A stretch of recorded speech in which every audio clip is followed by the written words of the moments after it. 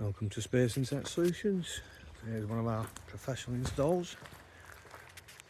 Quite a big property. Anyway, fit the Starlink up there. So it's not on the front of the building. An old stable block. Fitted into the kitchen, which is the start of the building. All the existing BT lines. Current speeds off that one on the mid package will come in just under 200 meg. So cover the whole house.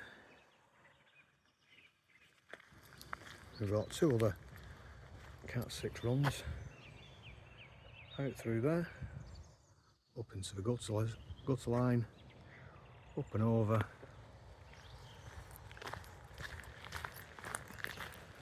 One in there, using a Deco system. We've put 6 in here, so 2 will be hardwired connection, 1 into there, 1 to this end of the building, comes out just behind the drain pipe there, and the rest can all work wirelessly. That's the benefit of using the Decos. Will work hardwired and wireless. Current speeds around the whole property coming at just about 200 meg. Need installation in Cheshire or anywhere else in the northwest,